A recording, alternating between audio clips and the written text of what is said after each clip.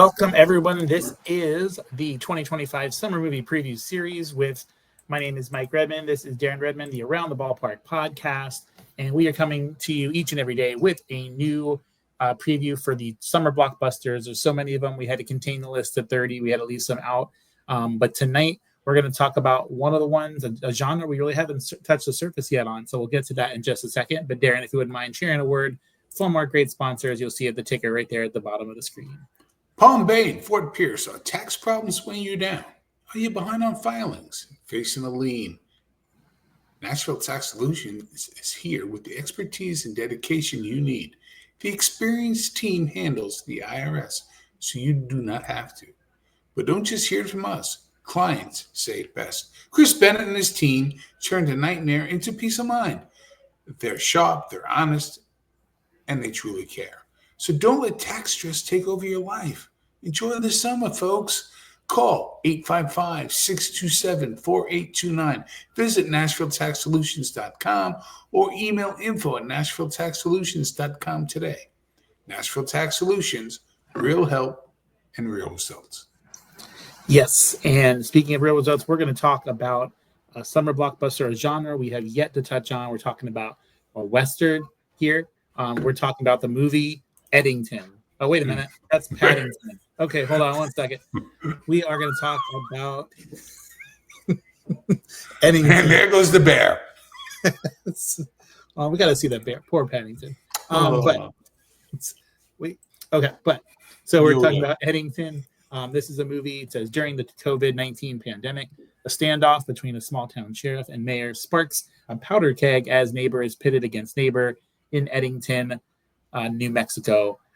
This is a movie. We got cast Pedro Pascal, Joaquin Phoenix, Emma Stone, among others in this cast. And this was given a 67% on Tomato Meter. Are you a big Tomato Meter guy? No. Okay. Like, was there a point because I feel like that's where everybody goes to decide if they're going to see a movie? Like, what? Like, is it just because like it's got the biggest warehouse of reviews, or like what made them? I'll tell you why. I look at it, right? Rotten Tomatoes, I look at it. But I want to decide for myself. So it lets me know, okay, do I need to be skeptical? And without going into, too deep into the weeds, they're right sometimes and wrong so many times. So, but unlike anybody else, I hope they like movies that I like. I'm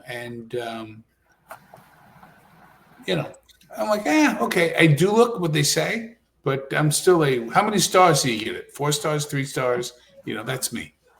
Yeah, because same here at the stars. Because the thing is, it's kind of like hotel star ratings, right? Like we're not going to ever see a 1.5 star hotel and get blown away by the service. Like it's 1.5 stars for a reason.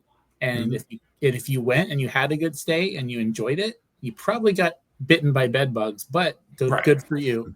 But if you're seeing a rating of,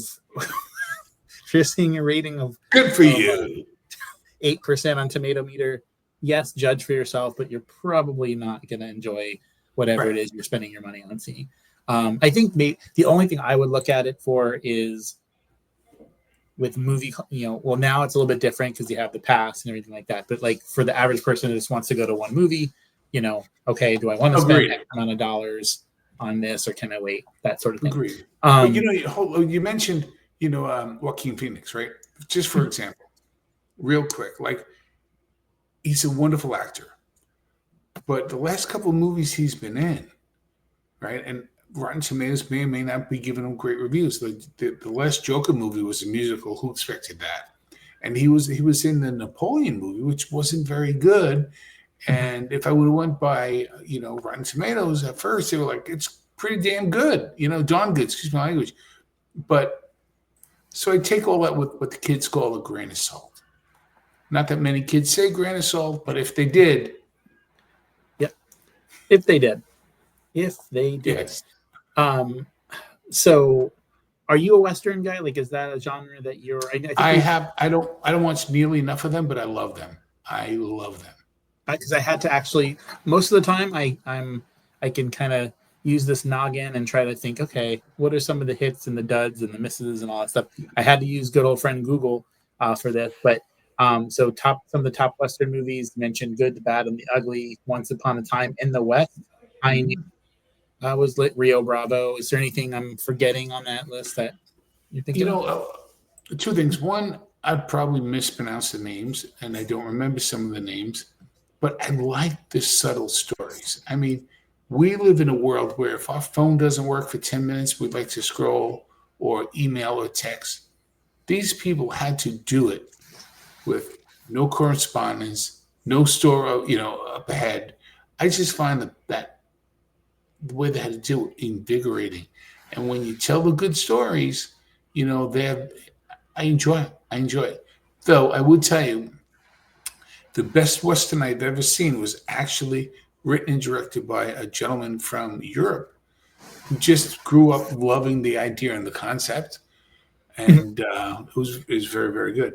I would tell you the ones that got it best was actually a mini. It wasn't a mini series. It was a show on HBO. Lasted 2 series. I tell you, watch the show Deadwood. It got it right, and I just Deadwood. I just fell in love with the genre after Deadwood. Now, would you consider, because I didn't get this, but I haven't watched the show Eileen swears by it. It's Yellowstone series. Yellowstone's very good. Very good. Okay. That is considered Landman, very good. But again, what do you call, a Western? But I love the show, and she loves it. Yellowstone is terrific. Landman, terrific. I love the genre. So watch this preview as you did as well for Eddington, and so what can one expect if let's just say you're out. Sometimes that happens, right? You're with some friends, some family, whatever, and it's not your turn to pick the movie. Let's put that okay, you already picked the last one, and so this time you're just along for the ride. So you're on the way around the ballpark, we call ourselves, right? So we're on the route to the theater, and you live 3 minutes away from the theater, and you're trying to tell your buddy who's sitting in the passenger seat what in the world we're about to go see. So what would you take from that preview or this trailer? What would you share with that friend or family member about what they're about to see? I would mention that it is a juxtaposition between old traditional values and the new way some people are looking at things. You look at the fact of it's obviously COVID was going on at the time, and a lot of unrest and a lot of feeling like I've lost my personal freedoms. And you had social media, and you see a lot of that in the scene clips that we get to see in the preview. And I think it's a wonderful little microcosm of what the writer and director thought was going on at the time. And I think it's going to be beautiful. I mean, Joaquin Phoenix and Pascal Perret. I mean, come on. The guy from The Last of Us. It's going to be great. Now, I'll always forever Joaquin Phoenix, a lot of, ladder 49s up there. For me, I'm always going to be a Signs guy. I think that was his best. Call Me Partial. I just loved his personality in Signs. Such a good underrated movie for so many. And I loved him in Gladiator. I mean, he was great in Gladiator. So many, So we all going to have our favorites. And Walk the Line as Johnny Crash. He did a great job. Yeah, like he you look at him and you kind of off his marbles a little bit. You think of what's his name from the Terminator or from the Transformers, the first 2. What's his name that kind of went off the deep end? Yep. Yeah. In fact, Robert, I forget his last name. Yeah.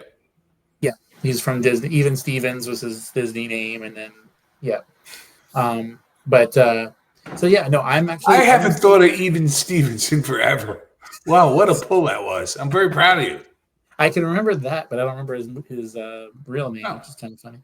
But I'm excited. So I think this is one I'm gonna make an effort to see, even though Western's not my thing typically. Every once in a while, there's just something about it that it could be the cast, it could be the storytelling, the writing. So this should be a really good movie. So definitely check this one out. Even if you're an action guy, you're a horror guy, you're a girl that wants to see a tearjerker or whatever, don't just push this one to the side because it doesn't fit what you typically like. Give this one a shot. We're giving you a thumbs up. I'll tell you real quick about you talk about Westerns. Now, is this a Western? I don't know. But listen, I'll give you a little something to maybe watch. It didn't get great reviews, and it's not a great movie, but you want a fun summer movie to watch on streaming services that has a little Western feel to it. Cowboys and Aliens. Mm, Do you know about this movie? I've heard. Okay, so basically, the gentleman who plays James Bond, he stars in it. All right. Can you imagine if aliens from other planets attacked us before we had any technology? That's what happens. So a bunch of cowboys have to fight aliens who are in spaceships. Okay, I'm interested. What? It's as wild as you think in your own head, but it's actually pretty good. That sounds really good. Yeah, I'll have to. That's interesting. Yeah. Piqued my interest. That's for sure. Lassoing spaceships as they go by. It's very good. So good. But this has been a lot of fun. We've got, we're been powering through these movies. We only have 8 more of these guys, so continue to watch along with us. We've got 8 more to review. Tomorrow we'll be back with a family comedy called Bad Guys 2. So we'll review that one. So check us out tomorrow. Turn your notifications on. Hit that like button. Hit that subscribe button. Let people know that we're here. We are getting so much closer to that 3,000 number. So thank you guys so much. And until tomorrow's episode, we'll see you around the ballpark. Bye, guys.